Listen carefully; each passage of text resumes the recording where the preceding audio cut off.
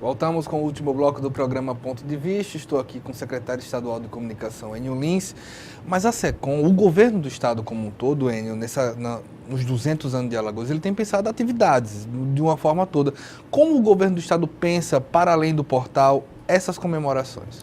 Aí voltando àquela determinação do governador Renan Filho, feita ainda em 2015, né? Relembrando, foi aquela determinação que o ano todo de 2017 ele fosse dedicado à emancipação do estado de Alagoas. Isso foi reafirmado em 2016, então, a partir do segundo semestre de 2016, nós começamos a planejar e já executar a programação para 2017. Né? Então, o que foi feito? Foi feita uma comissão mista, né, composta por órgãos do poder público, executivo, e por pessoas fora do executivo. Então, Universidade Federal de Alagoas, UNEAL, Instituto Histórico, Academia de Letras, instituições. Então, foi criada essa comissão. Em seguida, foi criado um fórum que, teoricamente, reúne as pessoas que têm interesse de contribuir. Não é? Esse fórum foi quem votou democraticamente e escolheu a logomarca dos 200 anos de Alagoas ainda no final de 2016. Certo. Iniciamos, portanto, cumprindo essa orientação do governador Renan Filho em 2017, com uma programação já no Réveillon. Foi o Réveillon do Bicentenário, que, naturalmente, o Réveillon é uma festa muito grande, e essa manifestação, marcando o Bicentenário, ela foi feita ali no posto 7, reunindo apenas compositores alagoanos, música de compositores alagoanos, no primeiro momento. Depois, o resto da noite, passado o momento da 0 hora, outras músicas foram tocadas por uma banda contratada para tal.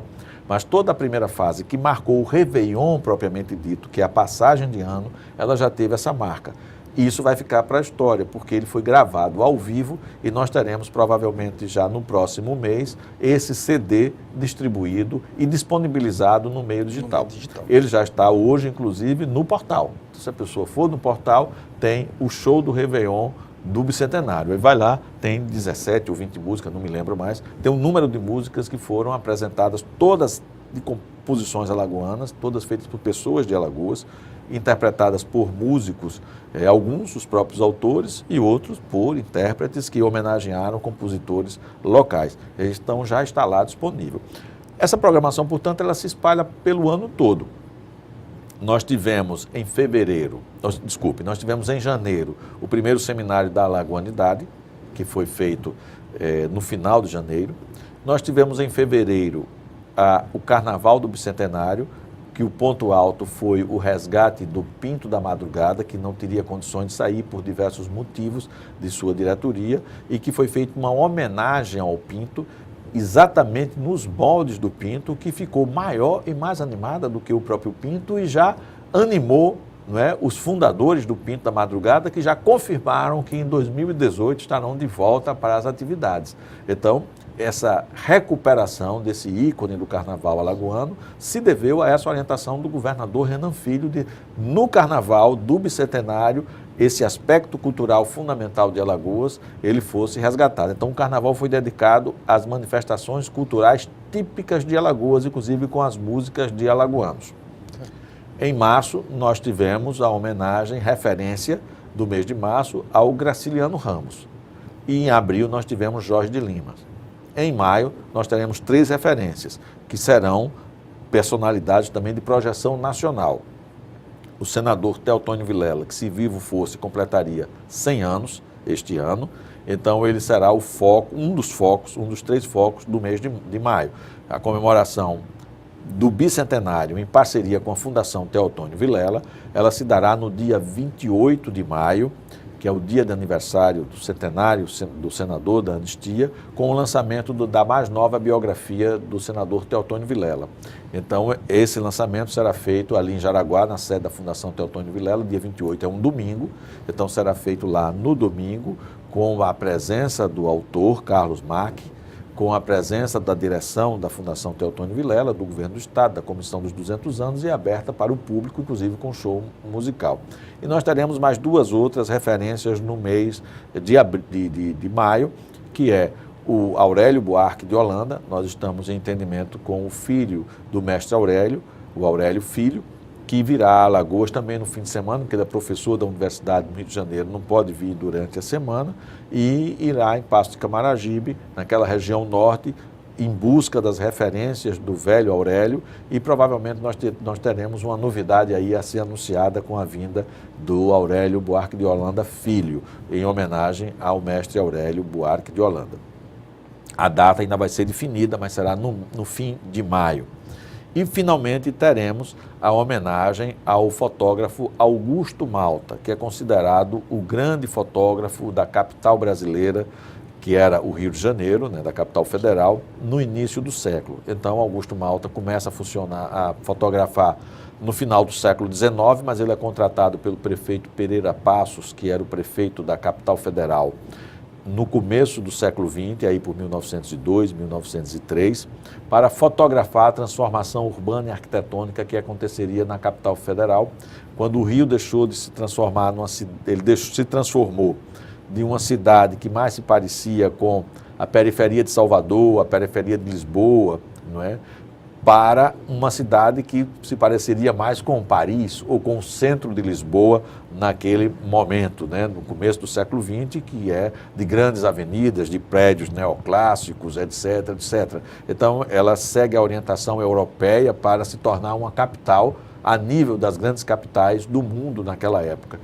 Quem registrou a capital do Brasil, como era antes da reforma, durante a reforma e depois da reforma, foi um alagoano chamado Augusto Malta, nascido em Mata Grande. Que deve ser de desconhecimento para grande parte dos alagoanos. Para grande parte dos alagoanos é desconhecido. Até porque tem alguns biógrafos, quando falam sobre Augusto Malta, confundem, porque o nome do município onde ele nasceu, no século XIX, não se chamava Mata Grande.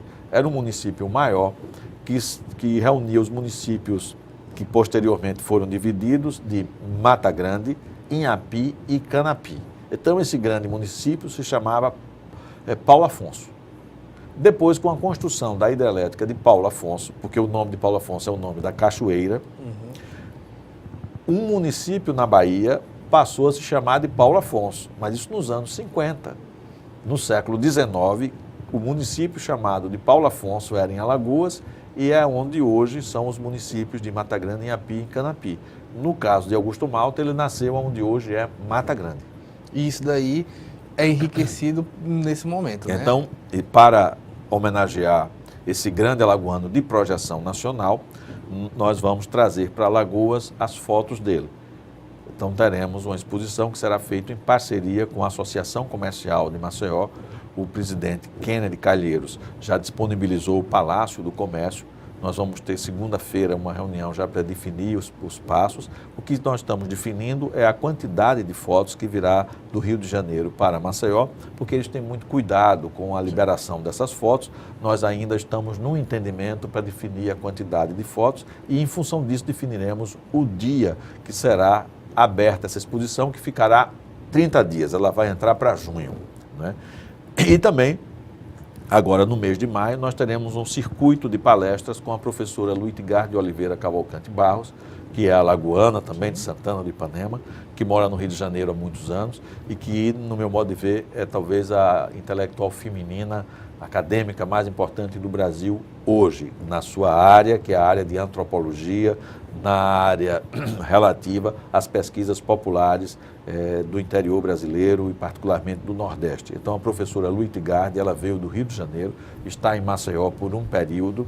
Agora, nesse momento, ela está na UNEAL de Arapiraca, trabalhando num curso de pós-graduação sob a orientação da UNEAL, mas assim que terminar esse período da UNEAL, ela vai percorrer algumas cidades alagoanas com uma conferência sobre as grandes personalidades de Alagoas que marcaram a história do Brasil. Essa conferência também será transformada naturalmente num livro e que será distribuído para a rede pública e para todos os interessados. Então, essa é a programação de maio. A programação de junho, que só vou falar de junho, porque senão leva o programa todo, ela vai ter como centro o forró, porque as pessoas também desconhecem, ou poucos conhecem, que a história do forró está marcada por grandes alagoanos, no início e até agora. Então, nós temos, no período da afirmação do forró com Luiz Gonzaga, que era pernambucano, como nós sabemos, de Humberto Teixeira, que acho que era paraibano, ou cearense, não me lembro mais, me perdoe.